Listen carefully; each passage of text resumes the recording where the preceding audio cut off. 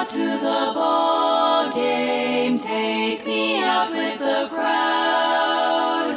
Buy me some peanuts and Cracker Jack. I don't care if I ever get back. So let's root for the home team. If they don't win, it's a shame. Or it's 1, 2, 3 strikes, you're out at the old ball game.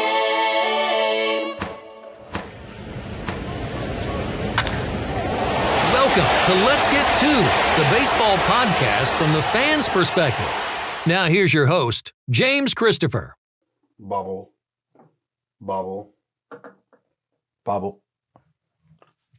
And welcome to Let's Get To. I am your host, James Christopher, and we have a packed show for you today. In fact, I'm not even going to hang around in the opening for too long. We've got so much going on. We're going to talk to a former Marine who's now playing for the Kernels Collegiate League. We're talking to the Joliet Slammers. We've got folks from the CPBL here today. Scott's here to talk a little bit of controversy in Major League Baseball.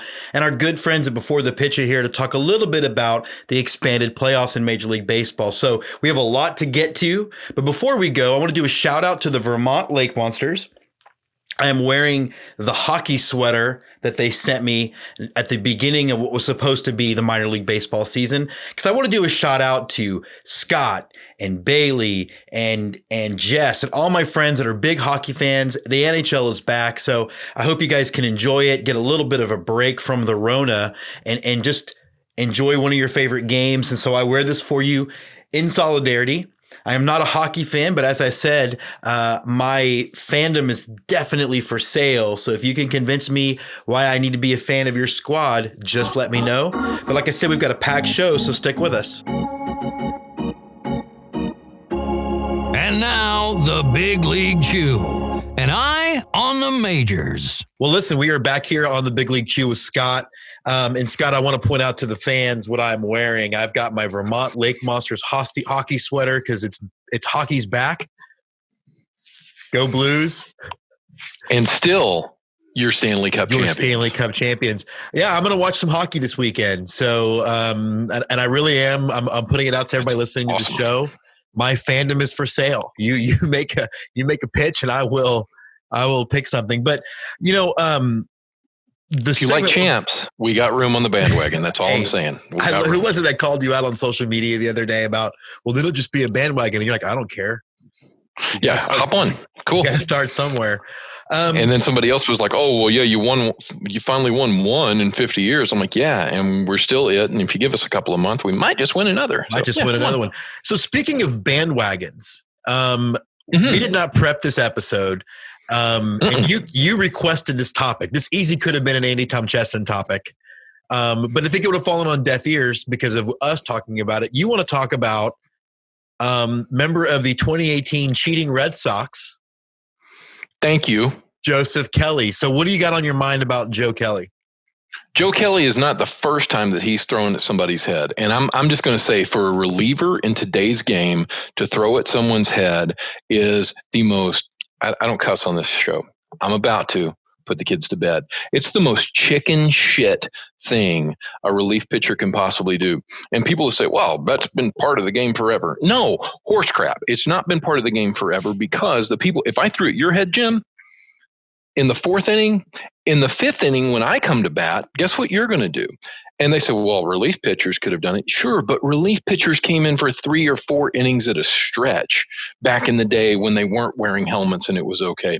If you're throwing at my head, fine, you're about to get the exact same thing retaliated to you. But there is no retaliation available for Joe Kelly. And for a guy, I have never seen anything that a grown man sticks his tongue out at someone else in which it's a class act. And he's doing it on his way to the dugout while the guys who were actually there in 2017 and may have been offended by this came out to handle some. So Joe Kelly has absolutely zero respect for me.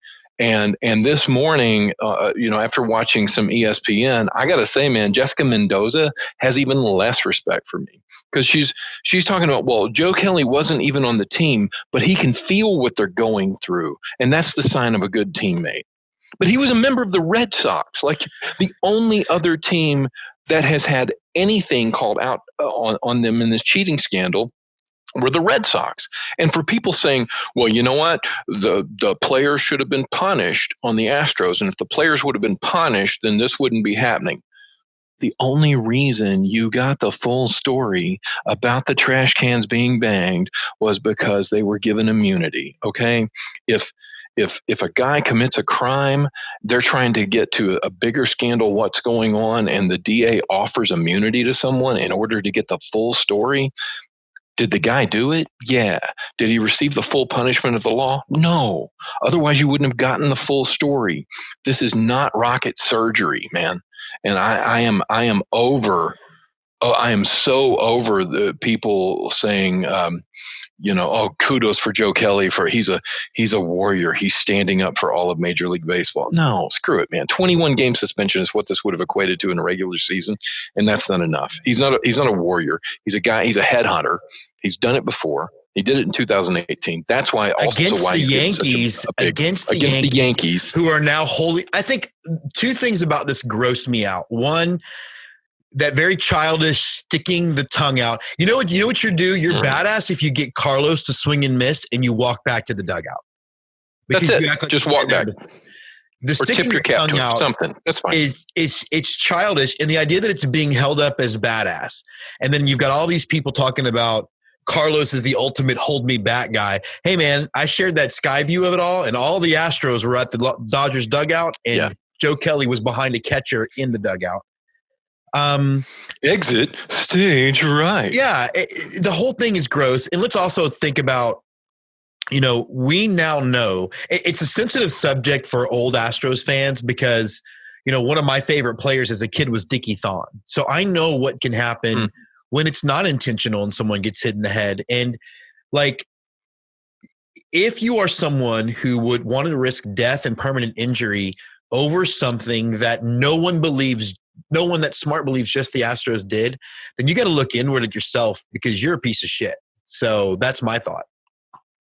I would agree with that. I also do want to actually commend Major League Baseball for not handing down a 1-game suspension or fining the guy $2,000 or something, but for giving him the 8-game suspension, because that's a message.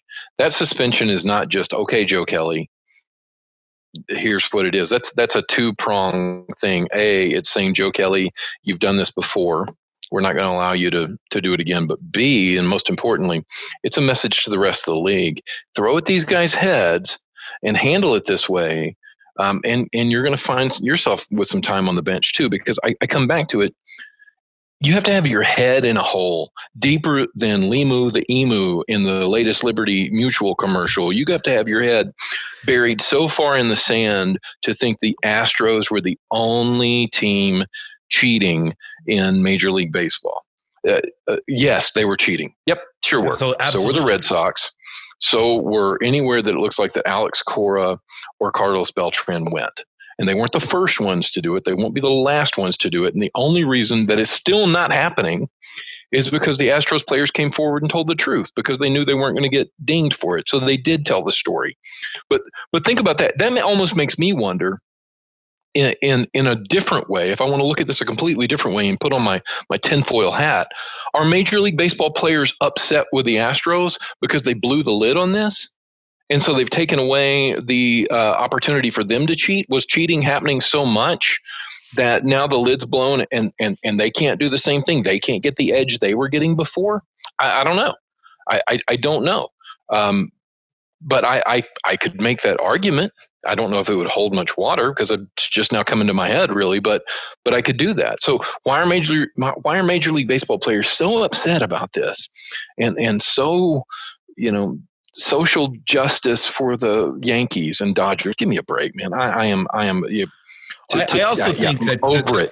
I think a lot of them think that the investigation is going to stop with the Astros so they can sit on their soapbox and preach, knowing that there are not going to be any repercussions for them. And I think one of the things that they think is interesting, I read an interesting piece about the punishment of Joe Kelly, and it was essentially Manfred correcting a mistake that he made when he punished the Red Sox and the Yankees in 2017. He didn't punish them harsh then. He therefore gave no incentive to not do it again, i.e. why the Astros kept doing it, versus now no one's going to throw at the Astros this year or anybody intentionally because you're going to lose 22% of your season or something.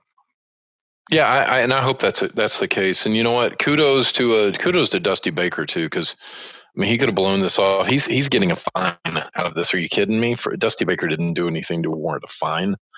I think he's getting on. And let's also not take away the hard tags that were happening over on Bregman. Okay, that's the thing also about Joe Kelly that shows me intent at throwing at the head. I'm not so sure the slider he threw really got away that much, but you don't throw 2 feet behind somebody's head accidentally. You just don't. It just doesn't happen. But now I could see the slider coming out above the head if that was the only thing that had happened. And I don't think a spinner is going to end somebody's career. But 96 in an ear hole will absolutely do some damage to somebody. But he threw over to Bregman, threw over to first base 3 times. Hard tag, right in the ribs. That's a message they were sending to Bregman. But you can do that and not get fined because you're doing that within the confines of the game, and you got to be in the know to really see what's happening there. But then to turn around and the next pitch, put it in the back of his head. No. Yeah, there's also some question of did Kelly intentionally put his foot on the wrong side of the bag and Brantley stepped on it and did tweak his ankle, which is why he was taken out of the game last night. Yeah, I mean, the fact is that Kelly... Joe Kelly's a smarmy little slimy thing. That's what I'm seeing out of it. Sticking his tongue out and wearing the little redneck Riviera douchebag glasses. Forget you, Joe Kelly. I got no use for you. Yeah. And I'm glad that you took that take on. Real quick, what do you have to make of just the first 10% of the season's over? What do you have? What do you make of the first 6 games? Anything surprising? So I don't think, man, is there anything that can surprise us anymore? Right. Is there anything that really, so now there's talk of 7 inning doubleheaders, which again, Jessica Mendoza thinks is a great idea because that's what they do in softball, and that's cool. I'm fed up with that reasoning because they're thinking about 7 inning doubleheaders, and Jessica Mendoza's take this morning was that it's a good thing because bullpens aren't all that accurate, and 14 innings is a lot to play in one day. And somewhere Ernie Banks is screaming from heaven saying, please shut up. Anyway, so the 7 inning doubleheaders, that's a possibility, but I think that's because we're seeing so many games having to be delayed or postponed or canceled, maybe an option because it's not like the Marlins are in the postseason anyway. But being held up, it was a big question whenever we had the preview show. What are they going to do when a road team catches the virus? Well, bang, right out of the gate it's happened. And they're doing the best they can. There's not a lot you can do. You postpone games, you cancel games, you move games around, you schedule a doubleheader. You can play 2 in a day, so we're beneficial in that.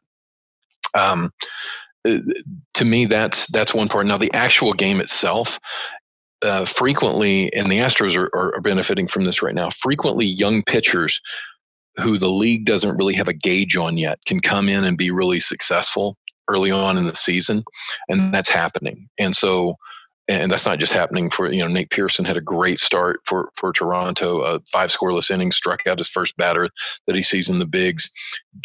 Before they get a book on you, you can have a lot of success against hitters, but it also doesn't take long for them to get a book on you. Right. So you can get 2, 3, 4 starts out of somebody before they really catch on what the guy's all about. And I think the Astros are the team taking the most advantage of that right now, but that's happening throughout baseball. And it's good to watch games. We joke about the KBO a little bit, but they're back to 10% of people in stands with social distancing guidelines happening now. One of their teams didn't enforce the guidelines properly. Their ticketing wasn't situated. It was just kind of general admission. Everybody came into the same hole, and they were told, look, we're going to take everybody out of everybody's stands if you can't enforce the rules.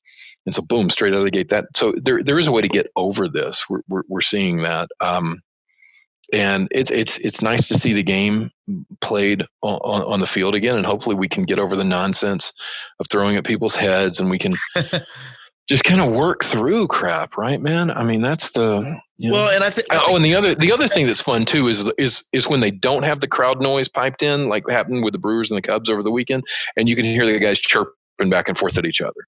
That lets you know in the game that these guys talk a lot, and they say a lot of words that aren't allowed to air on network TV during the day. You mean like Dusty Baker saying, "Get on the mound, fucker"?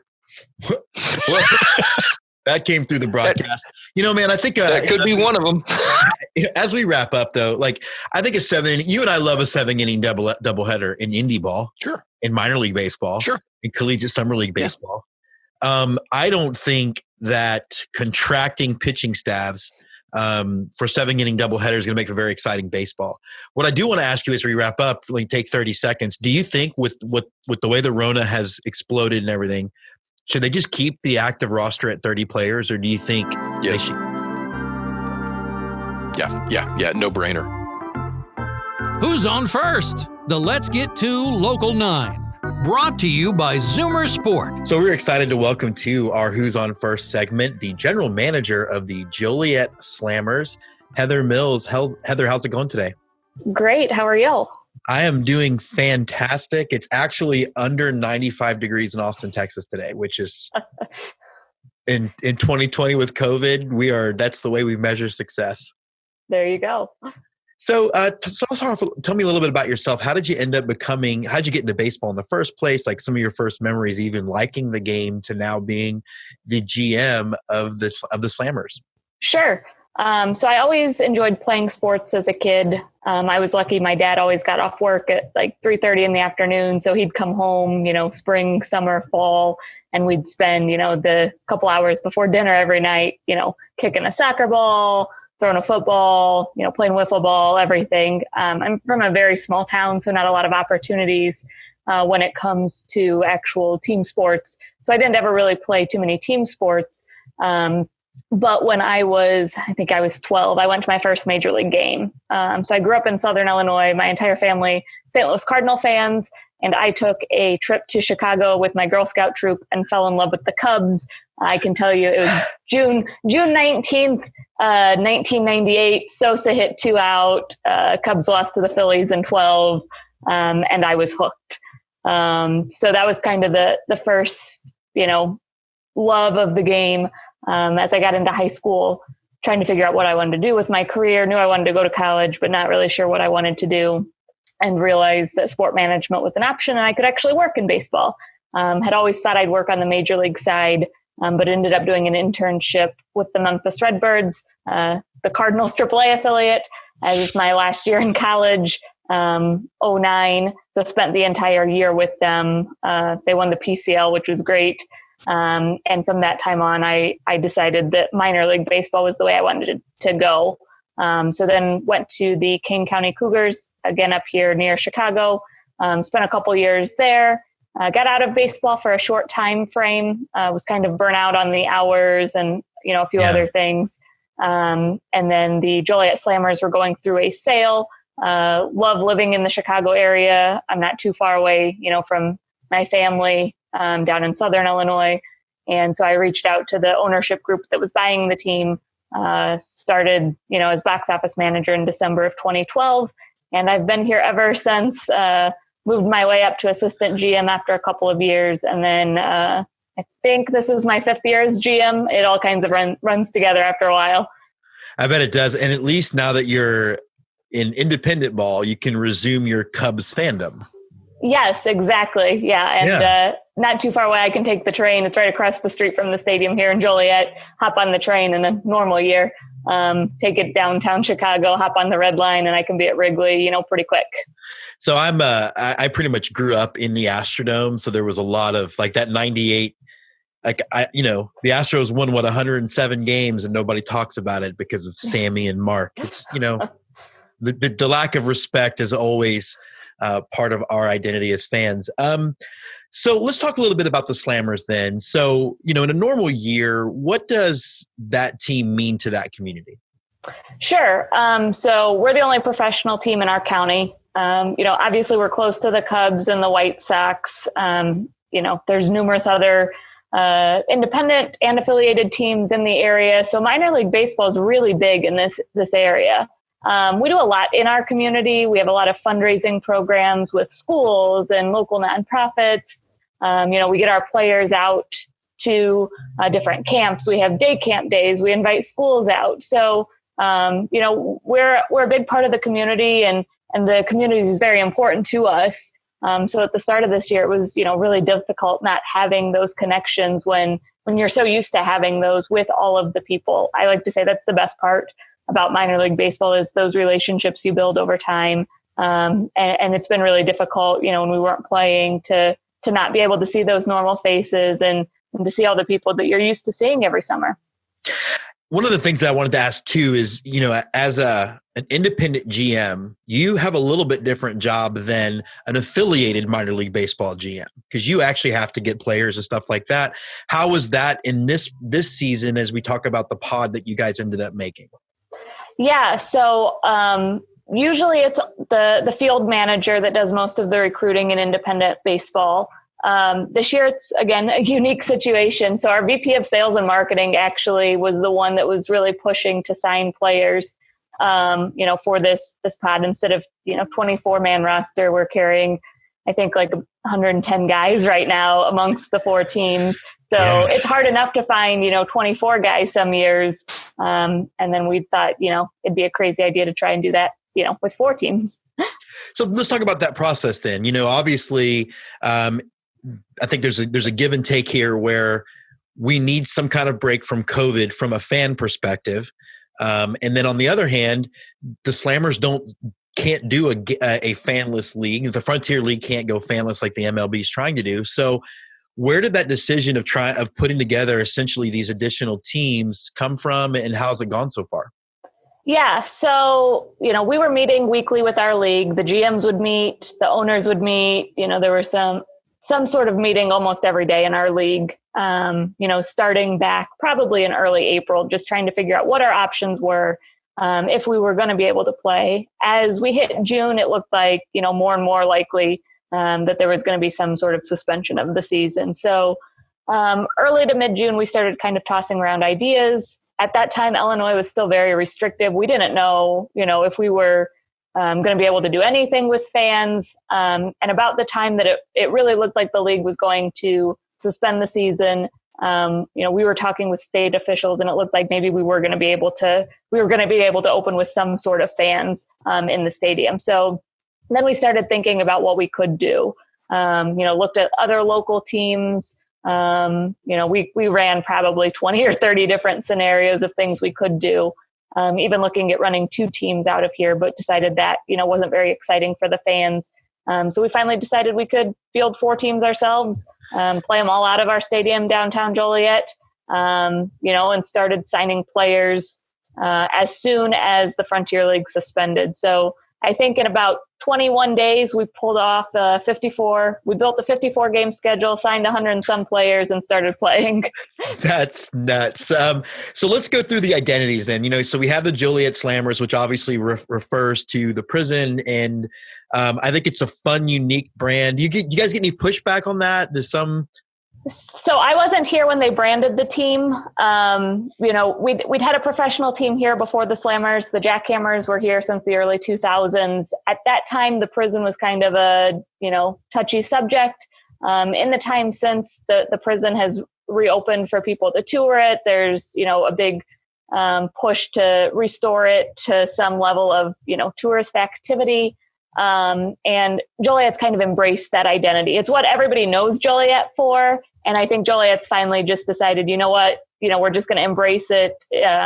And so I think most people, really like our branding. In our primary logo, we have some, little pieces. There's a guard tower, some things like that. And I think when people notice that, they really get a kick out of it.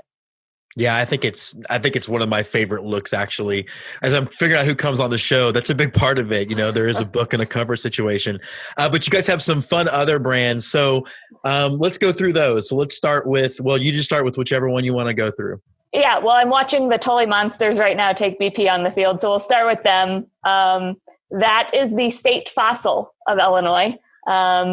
Was found in a creek bed not too far south of here. not that long ago. I like to consider myself a little bit of a nerd, or a lot of bit of a nerd. So I knew what the state fossil was. So when we were, brainstorming names, I thought, well, that's cool. Nobody really knows what it looks like. We can have some fun with the branding. So we did that. And then turns out that the Tully Monsters manager is Scott McEntire of Cardinal and Angel fame. He grew up down the road from Joliet. So he actually knew what a Tully Monster was as well. So that's how he got to be the manager of the Tully Monsters. I love that. And then let's talk about is it the Nerd Herd? We have the Nerds Herd. So Ferrara Candy Company owns the Nerds brand. And so they are actually sponsoring that team. And it turned out to be a really cute logo. I cannot keep their hats and shirts in stock in the team store. They go like crazy. You might have to put something aside for when we get up there, because as you can see from behind me, I'm a big gear guy. So, and then your final look is the deep dish pizza. Yes. So obviously Chicago is well known for deep dish. So we thought we'd tie that in as well. And the manager of that team has Chicago ties. It's Glenn Allen Hill, most well known, wow, likely for the rooftop shot. But he's managing, and his son, Glenn Allen Jr., is playing on his team as well. Oh, love that. That is so cool. It's, down here in Sugar Land, we've been covering the Constellation League, which is a very similar idea. And Roger Clemens is managing a team with his kids on it. I kind of love that connection. So we got a few weeks left in the season. What can we expect? I'll be up there in a couple of weeks. What can I expect as a fan when I get out to the ball game? Sure. So unlike most years, we've kind of pulled back on the promotional side. Usually minor league baseball is known for those zany promotions, the different theme nights. We are only at 20% capacity of our stadium. So we really decided to focus on the baseball. We've got some amazing talent, a mix of independent guys. We have guys that are currently under contract with affiliated teams that are essentially on loan to us. Major League Baseball allowed teams to do that. So these guys, wouldn't miss a year. And we've got a couple former big leaguers too. Ian Kroll is throwing for the Nerds. Dietrich Enns throws for the Tully Monsters. So a couple guys that have some good, big league experience under their belt. So it is really great baseball. We're doing everything as safe as we can. People are socially distanced. So it's like every other row, cleaning those frequently touched surfaces. Our concessions is completely touchless. You order on your phone, you get a text message and go pick it up whenever it's ready. Oh, wow. That's the first, y'all are the first we've heard of that's doing that. That's a great touch. Yeah. And we weren't, it was one of those things we're not sure how we're going to pull it off until a few days before. But it seems to be working great. The fans love it. It's a little bit different. You don't have that same crowd noise. Obviously at a smaller level of fans that are allowed in, they can't get the autographs, or, kids can't run the bases like they normally do. But our main goal is the safety of our players and our fans. So that, I think everybody understands on both sides, what's necessary to keep everybody safe. So I guess my wrap-up question then is, let's assume, although should we assume anymore, that 2021 we're able to pull it off like normal. What are some things that you're learning or things that you're going to take from this season into the next? And I got to think one of those things is, being one of the only teams playing, people are going to know who you are that maybe didn't before. Sure. Yeah. So I'm in charge of all of our merchandise. One of the many hats I wear is the GM.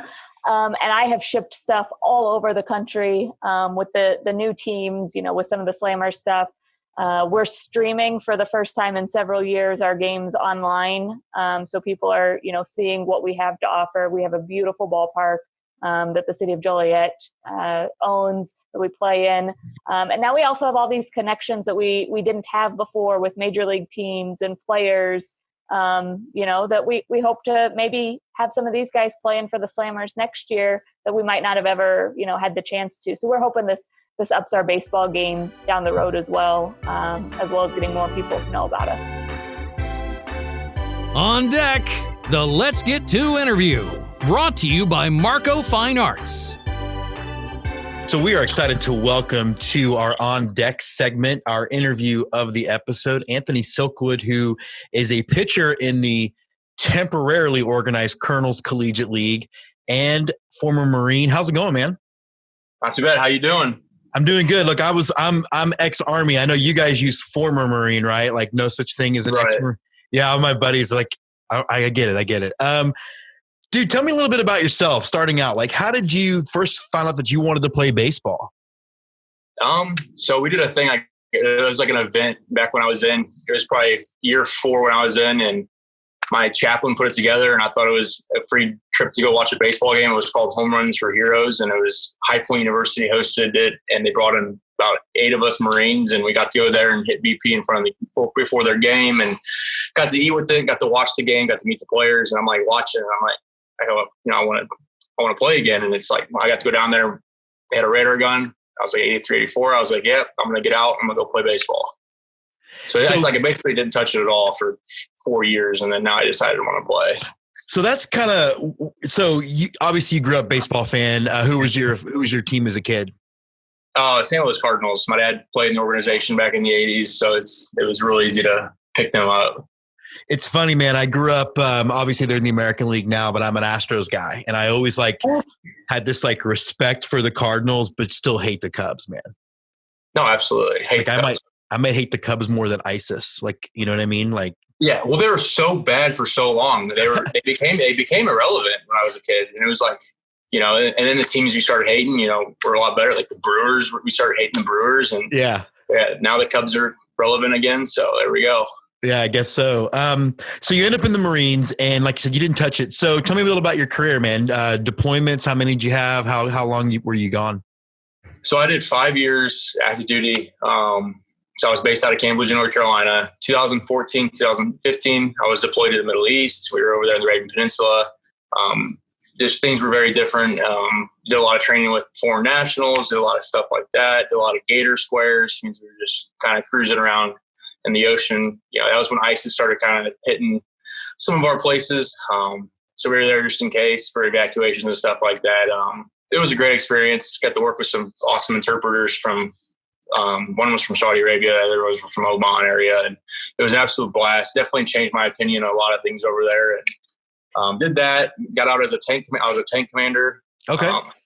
So we operated M1A1s, and the Marine Corps actually just disbanded them from having tanks in the United States Marine Corps. Now it's going to be all the Army has tanks. So it's a real touchy subject being a tanker now that they kind of disbanded it entirely of the Marines.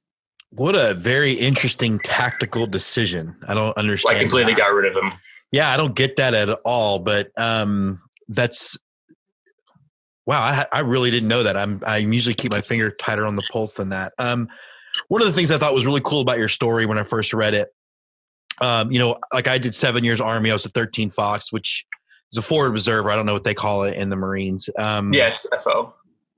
All right, same thing. So, always wanted to go into film, went back into film. So, but I don't know if I would have done that if it hadn't been for my wife being like, look, you put 7 years in, you have a chance to chase a dream. How much of that was for you, saying, look, I did my time. I get to now do something that I want to do. That is something that I can't believe you just said that. So my dad is why I'm playing baseball still. There was, it was one of those things where it was I have to get my college degree. That was important to me. I want to play baseball. So it's okay, while I'm in school, I might as well play baseball instead of working, a part-time job, doing that. So it's I might as well play and enjoy it. And then, at 25, when I had to get Tommy John surgery, my dad and I had a conversation. I was like, what am I doing? I'm 25. I don't have a career field. Do I need to start doing it? And he was like, you still got to go to school. So why not still play? And it's for sure, you think about it. And society, I'm not sure how it was for you, but society, all they see is well, this guy's 27 years old. You're still in college. Oh, okay, you must be a college kid. And I'm like, okay, that bothers you, then don't talk to me. I don't, you know what I mean? I don't know what to tell you. When I was the normal college age, I wasn't in college. So I was doing something bigger than that. And, it's definitely interesting. It's definitely interesting. It was that experience. I was the 28-year-old freshman. I remember, and this is a tangent, but one of my very best friends who we didn't serve together, but he was in the Air Force. And I got stuck in this political economics class at UT. I'm a 28-year-old freshman. And he was an ROTC cadet, and he was going off about something. And I just said, well, well, that's a super good way to get soldiers killed. And everybody looked around, and then at the end of the class, I walked out. He's like, "How long were you in for?" And I think that was this moment for me where people don't get that. Yeah, like while they were at keg parties and frat parties, you were keeping us safe, and it is a different reality, right? And it's just like, you know, and everybody has their own story, and like I respect, you know, even if it wasn't in the military, it's like, okay, you're in college now, so like that's all that matters. And it's just society's really weird about it. And like, I'm sure like you said, you dealt with it too. And it's just different. So playing in the Kernel League, obviously baseball is this weird game. There are ups, there are downs. How much of your previous service, having been a Marine and seen real stuff, has helping you weather the kind of ups and downs of a natural baseball season? Like having a college season get cut short because of COVID, then there's no baseball. Now you have baseball again. Right. So, you know, the biggest thing that I learned from the military was to control. You can't worry about things you can't control. And I've said it year after year, and everybody I talk to, like, you can't worry about things you can't control. You know, that's, you know, the hurry up and wait. Yeah, I couldn't control that. It was just, you just did it. The you know, when, you know, COVID happens and the whole season shuts down, it's like, okay, like, what do you want me to do about it? There's no reason to get upset about it. I can't do anything about it. So, you know, I think the mentality aspect of it is for sure helped me out a lot, because I mean, from my time in the military, it seemed like we were always set up for failure. And like they do that, and they always did it. It's like we'd be on a tank mission and practicing for our field ops, and we would have like 2 tanks, and then next thing you know, they're having us mimic, you know, 14 Russian T-72s. I'm like, well, I'm not going to base 14 tanks. Like, do we not have air support? Like, so it's like they set you up for failure. And it's like, I come out of the tank and I'm pissed off, and then they're like, you know, and that's when Staff Sergeant Ward talked to me, and he was just like, man, you get worked up. He's like, you can't worry about things you can't control. He's like, they don't want us to win. If we won everything, we wouldn't be training. And it's like, I just take that process to baseball, and it's just like, you know, what happens. And that's why you can't, you know, guys get on base. You can't start freaking out and stuff like that. I mean, you see that a lot. So I think mentality for sure has been the biggest thing that I've taken from the military too, playing. So what was it like for you then, you know, playing college ball, you're back, you're chasing that dream, and then you're shut down, but then finding out about the Kernel League? How'd you find out about it? And what was that experience like, knowing that you were going to get to pick it back up again for this season? Right. So, you know, I'm very temporary in the Kernels League right now, obviously, you know, very limited action, but I found out because Coach David Garcia and Coach John Goebel, they're both influenced my career very much. They're both head coaches in the league. You know, Mike Brown runs the league, and I'm close with him as well from last year. So it's a very close knit group, and it has a lot of potential to be something pretty cool in the future. But yeah, so my pitching coach or my head coach at Parkland is a head coach in the Kernels League, as well as Coach Garcia is a head coach in the Kernels League. So I just had to pick between which team I wanted to play for, and they kind of bickered about that. But it was all good fun. We actually were up there for July 4th weekend. My wife and I, for our show, we went up there, and my first time in normal, my first time dealing with even that kind of ball, and I thought it was just an incredible experience. Of course, it's 4th of July. What better place to be than at a ballpark? Right. And the Star Wars jerseys were sweet the night before. But what part of it, like you're working toward a goal, but how important is it, do you think, for us, like as spectators, to have a little bit of normalcy in the form of baseball back? As far as like with everything going on? Yeah. You know, it's all weird. We're all dealing with COVID and there's protest, all this stuff that's happening. Yeah, I mean, I think sports have always been a nice little escape and everything like that. And, you know, each person handles things differently, but it's like, I feel like when I've always wanted to get away and do something, I've gotten tickets to a ball game, or I watched this or I watched that. I think, you know, it helps fans out too. It gives them a place to go and do something. You know, and it's like nobody forced them to go to those games. You know, so it's like when the fans were there and it was just they were watching the fireworks and watching the game. It just seemed like you look around and it's like everybody's enjoying themselves. And it's like for the first time all summer, you get a group of people. It looks like they're actually having fun at a game, and it's a lot of fun to play in. I think, you know, one day I handed out like 60 hot dogs, and I started handing them out during the game. So it's like it's just a lot of fun. It's absolutely about the fans at the Kernels League, and that's what makes it pretty cool. Yeah, I wanted to ask too, because you guys are basically playing a 4-team round robin. Is it get a little chippy with you guys now that you're knowing your opponent so well? Is it kind of getting fun that way? No, I don't think so. I think it does get chippy, but it's more of everybody knows each other, and that's the coolest thing about this whole thing is we're all around each other all the time. Everybody's talking crap to each other. It's an absolute blast. I'm never quiet during a game. I've missed a lot of days just because I've prior, commitments and stuff like that. But like when I'm there, I'm always saying something. But yeah, the guys have an absolute blast with it. I don't think there has been any altercations really, or any kind of argument towards them. We get chippy with the umpires. That's for sure. Same umpires. That's that. We get the same umpires every week. So it's one of those things too. So, let's move past this. Like 2021, you're back pitching for school. You're going to keep progressing. Have y'all had any indication of what that season's going to look like, or is it still too early to tell?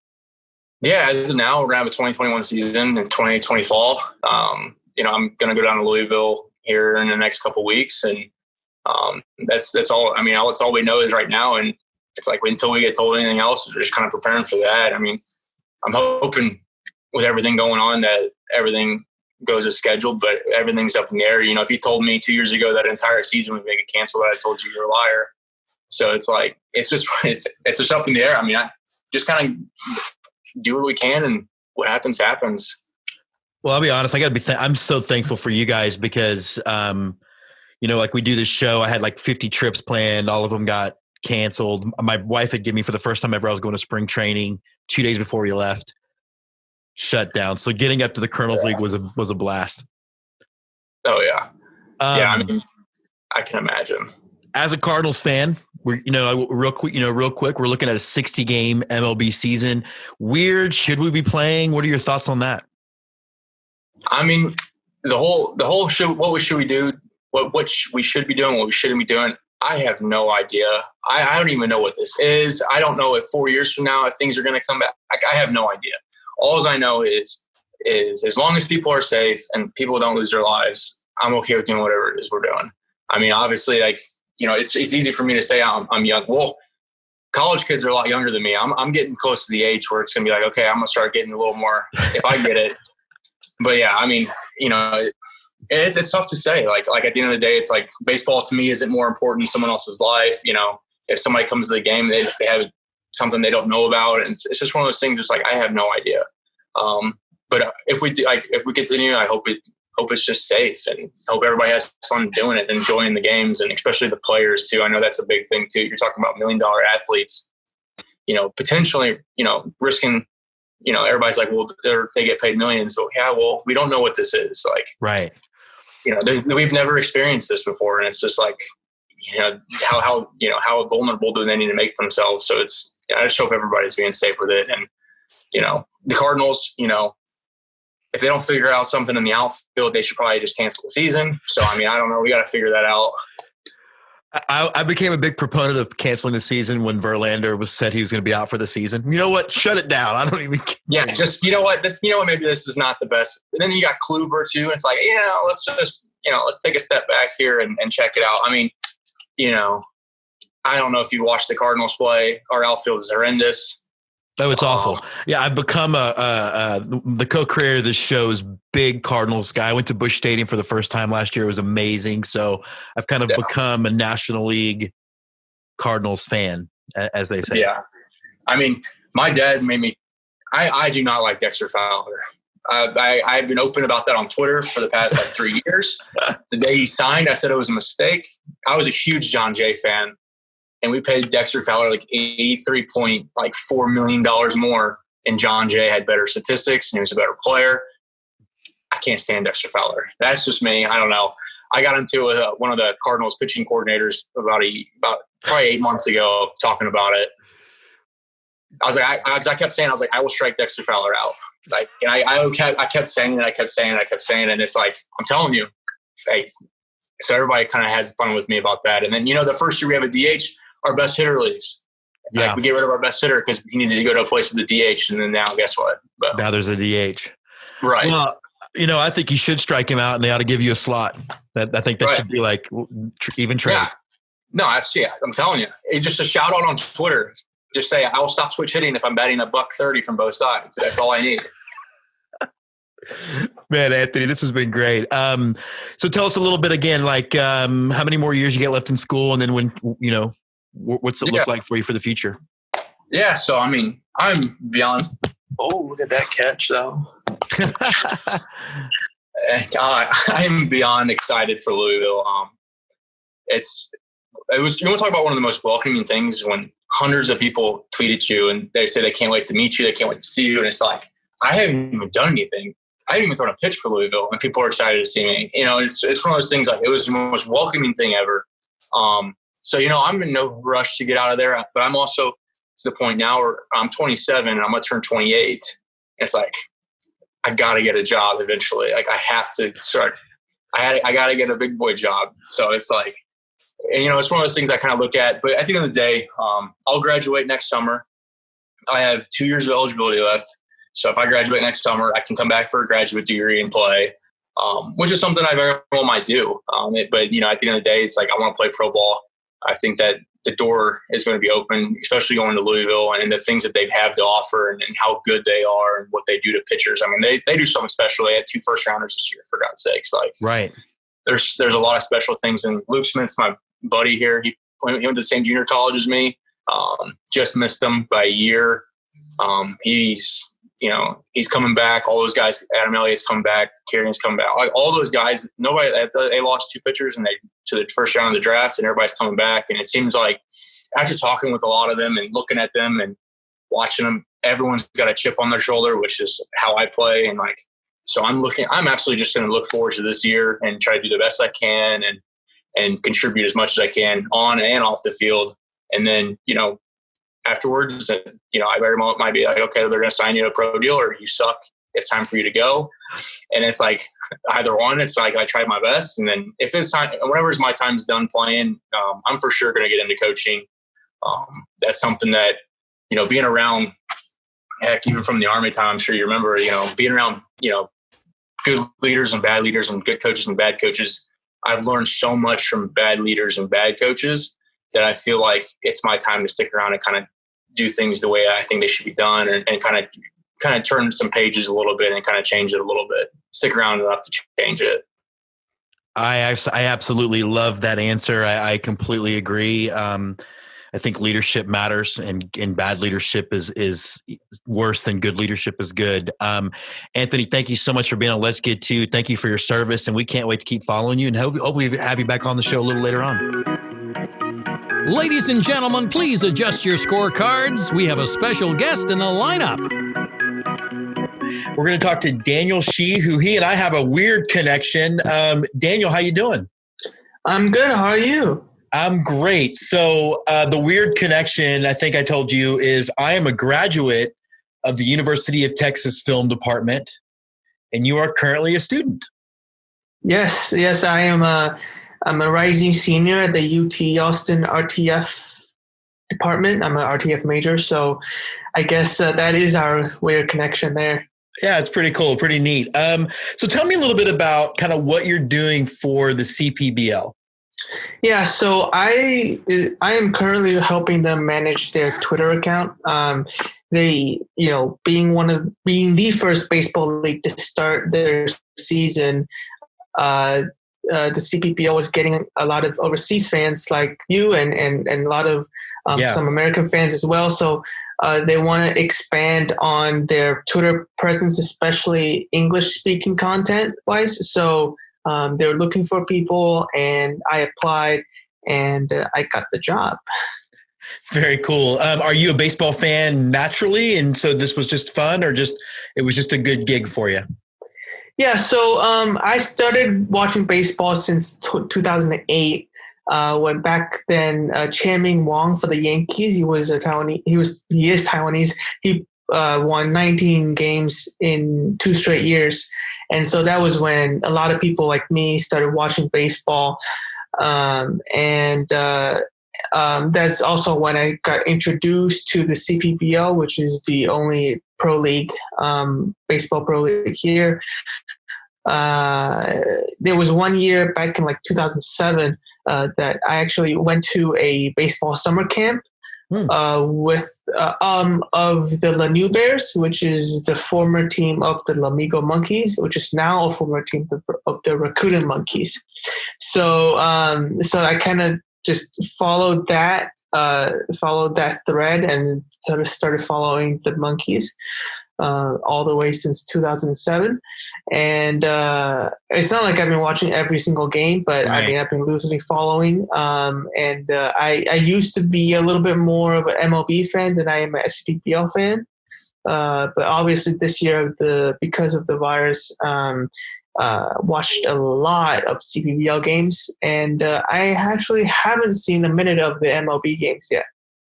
How cool has it been then for you? And it's kind of neat because my brother actually lives in Taiwan. He's a Brothers fan. He used to go to those games back in the day. But how cool has it been then to kind of help be that bridge to give baseball not just to Taiwan, but to the whole world? Because you're exactly right. People were waking up early in the morning.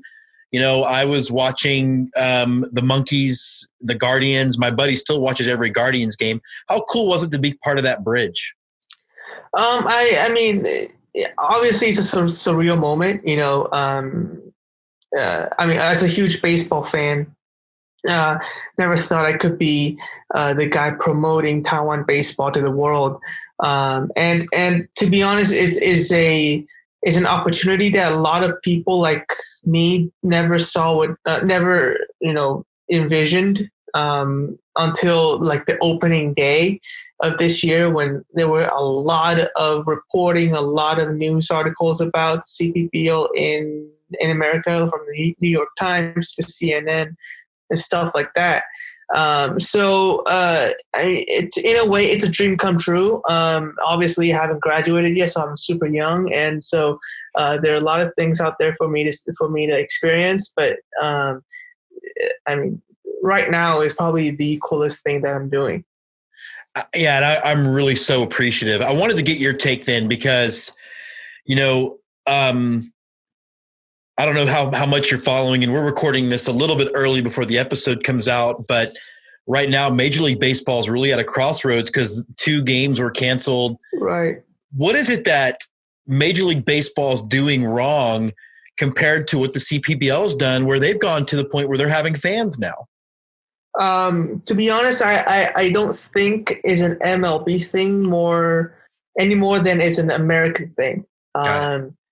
The MLB, first of all, I'm not blaming the MLB for not having a bubble, because it is harder to have a bubble for baseball than it is if you compare it to basketball. However, the day that the CPBL started, there were 3 cases that day in Taiwan. Even until right now, there are less than 500 cases. I think UT Austin alone has about the same amount of cases as there are in Taiwan, even though UT Austin have about 60,000 people, including students, staff, professors, whatever. Taiwan has 23 million. And the MLB, I mean, when the CPBL was starting, our CDC was adamant in saying, you know, if you have one person that got the coronavirus, doesn't matter if it's team personnel, the league personnel, the broadcaster, the ushers, or somebody that's associated with the game. I mean, they never like said it dead on, but it was assumed that if one person that's associated with the league, including also the future series, which is the minor league games, everybody there, if one person is affected, the whole league will shut down. Right. It's almost, you know, Ken Rosenthal wrote a story before they diagnosed 14 cases, saying that they played baseball the day that they had 4 cases. And, you know, it's just remarkable to me. When Juan Soto was diagnosed with the virus, that was before the Yankees played the Nationals on opening day. and they still decided to play that game.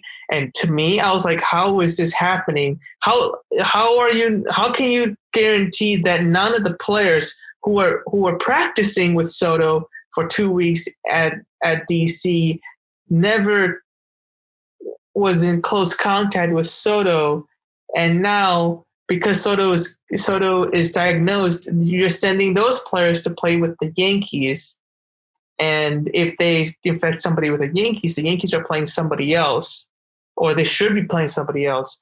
And it was crazy to me how people were being diagnosed and the games are still going on. I think you hit the nail on the head. It's absolute insanity. And the idea that they let the Marlins decide amongst themselves, like why was there no league person saying, no, there's a bigger fish to fry. And I also agree with you about the pod, particularly, well, I guess I disagree and agree, particularly at the beginning when they were talking about 140 games. Okay, no pod. But maybe 60, you probably could have done a pod. I mean, if they really wanted to. So let's talk a little bit about you then. So first of all, what have you heard from UT as far as when you can get back on campus? Have they talked about that yet? Do they have a plan? Yeah, so I could go back to campus whenever. A few weeks ago, there was a Trump administration sent out something that, like, if you're taking all online classes, you're not allowed to come back. Yeah. They rescinded that because Harvard and MIT, took them down basically. Like, good. They sued them. However, I am leaning towards not going back, and I'm trying to confirm that I can do that without a lot of setbacks in the future. Sure. Because I am a rising senior, and sports in the U.S. is a lot more developed, and there's a lot more money, obviously, in sports. We wanting to do sports media. I think I will have my plan was to stay in the U.S. as long as I can. I don't have a green card, nor do I have citizenship. So, it was going to be hard for me to stay in the U.S. permanently. But my plan was to stay there as long as I can. And part of that is part of that starts next semester, my last semester at UT. So, I wanted to make sure that, that part of, staying in the U.S. after college was not going to be a setback if I stayed in Taiwan for this semester. So I'm still confirming, going through that process right now. However, it's looking better every day. Getting confirmation from the international office and the professors and the advisors from Moody College that it is possible and stuff like that. So I could go back, but so far it doesn't look like I'll be going back yet. Would you be graduating in December or May? May. Well, I hope you can get back at least for the campus-wide graduation, Daniel, because it's awesome. And so afterwards, you want to go into sports media. Is that your goal? Yeah, that is my goal. Perfect. Well, when you get back to Austin, let me know, and I'll get you dinner, and we'll meet in person. Does that sound good? That sounds amazing. Thank you so much. All right, Daniel, thanks so much for being on the show. Hook 'em, and we'll talk to you soon. Once. So this is the very first edition of Before the Deuce. This is our opportunity to bring on our favorite baseball people. We've got Scotty from Before the Pitch on, and you're wearing your Let's Get To t-shirt. I love pandering more than anything. You've got your Murderers Row 27 Yankees hat on. I'm rocking I thought you would appreciate this, my Vermont Expos replica jersey. I'm trying to figure out which way to turn so you can see it better. There we go. Awkward as it is. Yeah. They were the last team to wear the Expos name. Were they really? They were. Yeah. I think they went for 2 years after Montreal became the Nationals. Wow. Yeah. Wow. And when did they officially change the name to the Lake Monsters? Shortly after the big move. And so one of the cool things they did, I earlier in an earlier segment, I wore my Vermont Lake Monsters hockey sweater because it's hockey season now. Okay. But they basically, when you were buying stuff, they would just slip in what was supposed to be a giveaway since they can't play. Oh, wow. Oh, wow. Speaking of slipped in, and this is the reason why you are with us today on what will become every couple of weeks having you on, they really slipped this expanded playoff. They just kind of like talk about a news dump, and then Joe Kelly threw maybe at a guy, and then nobody's talking about playoffs anymore. What are your thoughts of this 16-game playoff? Oh, God. I have to separate this into kind of two parts: the concept of expansion itself, and then the specific plan that they did. The concept of expansion, I think, is something I'm all for, and Billy agrees with that too. And the reason why is because baseball has the smallest playoffs of all like the four major sports. And the thing that people don't understand is the more teams that can be playoff teams, there's more playoff money, and more cities can get excited. And you get more people involved. It's all about taking the casual fan and making sure the casual fan gets more involved. I think baseball has a problem where we have this big separation of this sort of diehard elitist fan base who doesn't want anything to do with the casual people. But the thing is, the casual people, they're all watching football, they're watching hockey. Some of them are watching basketball, but in fantasy football, really, will tell you all you need to know about the value of casual people. We don't really do that. So the idea of expanding the playoffs, I think is great. More people get involved, more money gets flowing, more people like it, more cities get involved, and that's how the sport gets bigger. Ideally, you expand the playoffs when you expand all of Major League Baseball, and we have a whole video series about how we would absolutely do that, which we should post something below on that. As far as the specific plan, I understand 16 teams this year, and the reason why I say that is because it's compensating for the fact that there's no second half resurgences by some teams.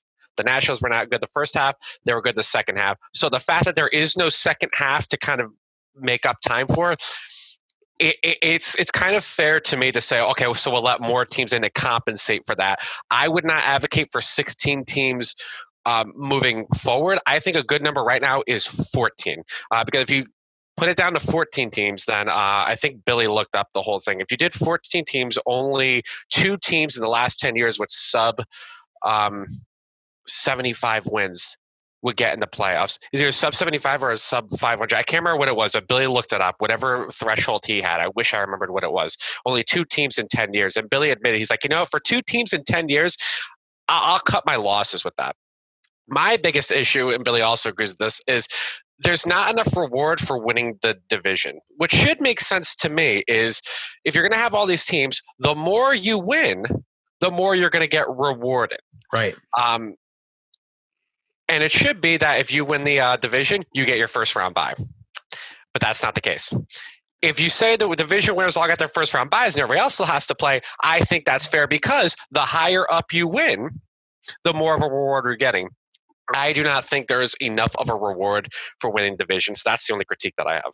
Yeah, especially where, and particularly when we transition this to a full 162-game season, like tradition in the last couple of years, the only thing that could happen to Yankees, Dodgers, or Astros is they would be hurt by this. There's almost no upside for them. Mm-hmm. One of the things I wanted to ask you about, because I know you and I talk back and forth, I know that you're a reality TV show. I know your girlfriend is, right? A reality TV show fan. Yeah. What do you think of the reality TV show element to this of getting to pick who you play?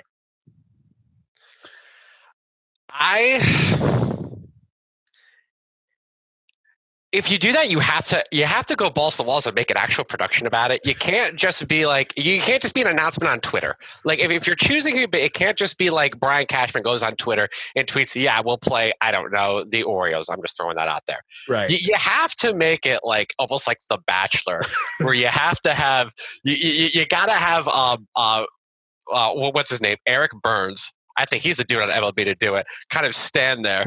And then you got to have each GM kind of walk up, and then then they walk up with like a rose or a baseball or a glove or something, and then you give it to the GM of the team that you choose, hosted by Eric Burns. You got to make it fun. If you're really going to do it, you have to capitalize it, and you got to go balls to the walls. Because when you think about it, the NFL does that with the NFL draft.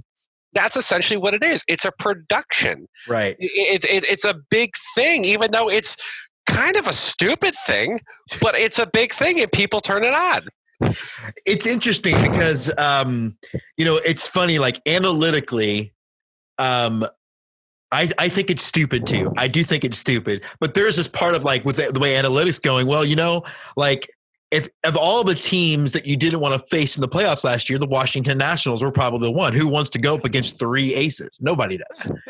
But you're right. It's stupid. We shouldn't do it. One of the things I wanted to kind of close out with you is this nature of fandom. And you've talked about this a lot where we don't let casual fans. What is it about how ugly fans of this game seem to get to each other over things that don't affect them? And I'm thinking about like all the people I've muted on Twitter for the last 3 days because all of a sudden they love Joe Kelly because of I just don't get it. Why can't we just enjoy the fact? Why can't we just enjoy our team and leave other people alone? Because it's all about ownership. I think people feel like, and I feel the same sense of ownership, but I do my best to express it differently.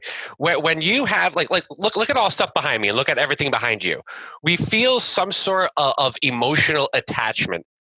Like these aren't the Yankees; these are my Yankees. That's not the Astros; those are your Astros. So you feel like after years and years of giving them your money, and half my closet is jerseys. So it's like you wake up every day, you see them, and it's some sort of attachment. Like no one else can have them but me, and it's possessive, and it becomes toxic when you find out the people doing it are a bunch of idiots, and that's really the problem. Is half the time is. It's like watching Congress. It really is half the time. It's just people yelling and screaming nonsense. It's like if everyone just take a deep breath and realize none of this actually matters. It doesn't matter if you want Brett Gardner to start. That's a big thing that's going on in the Yankees fan base right now. So people saying we should be giving Clint Frazier. And Yankees Twitter can't even decide what they think of Clint Frazier because last year they absolutely hated him and he should have gotten traded. And now this year he's somehow this mystical magic savior who's never been giving his shot. I don't get where that comes from. But people are just always arguing, and then when someone walks in like a casual fan who just wants to show up with their kids and their wife, and all they get is people yelling and screaming, or if you're at Yankee Stadium, people throwing bottles of soda at each other. Do you think they're going to want to take their wife and kids there? Absolutely not. The idea is I even made a video about this. It has to function like an ecosystem. The role of the diehard fan is to raise the interest of the casual fan, and this cycle is going to keep continuing. So if I'm the diehard fan, and then the casual fan comes in with their kid next to me, and it'd be like, you start a conversation with them. And then you talk, and then all of a sudden their interest level's raised. They had a good time at the ballpark. Guess what? They'll turn the game on tomorrow night, and they'll come back later. All of a sudden, you're buying more merch. You're a diehard fan. They can then pay it forward. We don't do that. As soon as these people come in who don't immediately know everything, we almost put up like this wall. We build the wall, and then the best wall. And then they can't get by it. And it's like, no, you don't belong here. You don't belong here. This is for us diehards. Well, who's to decide how much you like a team or not? And this one drives me. I have to vent about this last one. Everybody, Yankees Twitter, look at me. Ready? It doesn't matter if you have a name on the back of your jersey that you bought. It doesn't matter. It doesn't matter. And it also doesn't matter how much money you spent on your jersey. Why? Because that stuff's expensive. Not everyone can afford a $200 jersey. Who cares? Who cares? Preach. Who it's cares? So I have this, and you know this. You and I have talked enough, but for the fans out there, I during the season hate Astros Twitter. I hate them. And then January happened, and I was like, okay, you know what? Now we're together. And then last night, why don't you bunt guy? And all of a sudden, why am I watching this shit guy comes up? And now I hate Astros Twitter again. Guys. Breathe. The world sucks. This is your job to not let it suck a little bit for 3 hours. And look, that game, the Astros lost and it sucked, but that was an entertaining baseball game for all 13 innings. Stop. I missed almost all of it. I'm so mad because the team I coached, they had a doubleheader. So I put the Yankees game on my phone in the dugout and I was watching it in between innings. And I caught like the last like 2 innings of the game last night. I watched the whole night before. And then, of course, now Yankee fans like Joe Kelly for some reason. What? And then there was a poll that went up that a lot of people went into this. I know we're going over time, but this just kills me. Where they said, who's worse, Red Sox fans or Astros fans? And it's an overwhelming Astros fans are worse. What the hell has gotten into all of you Yankee fans that you are somehow sticking up for the Boston Red Sox? I do not understand this. Is it recency bias just because the Astros hurt you sooner or more recent that now you hate them more instead of the years and years of fire, hell-burning hatred for Boston? Now you just forgive all that?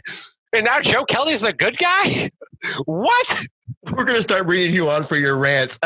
Where can everybody find you guys? You guys have audiences out there, like y'all's music of baseball thing was awesome. Where can we find you guys? Oh, thank you very much. You can find us at Twitter at B4. I think we just changed the thing, B4 Yankees _ Mets, or reverse, B4 Mets _. If you search B4 the pitch, you'll find it. We'll you can also you. find us. Yeah, you can also find us on YouTube. We cover Yankees Talk Daily and Mets Talk, even though Billy doesn't get to come on here as often as he does. Billy's a very smart dude, especially about the New York Mets, and he loves the New York Mets.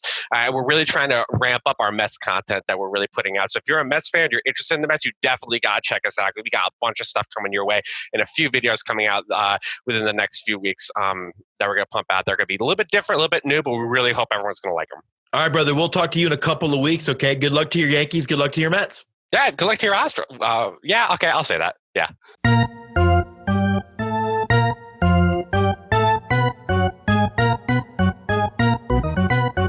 And now, on to close it out, the right-hander from Houston, Texas, James Christopher. So that does wrap us up. I want to thank everybody who was on the show this week. I want to thank everybody who still watches or listens to the show. I think it's always interesting that some episodes have more views on YouTube. Some episodes have more downloads on the podcast. Hopefully we're delivering a product that works in either format.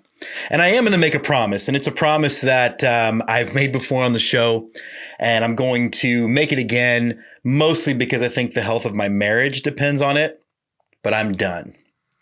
I'm done talking about the Astros sign stealing.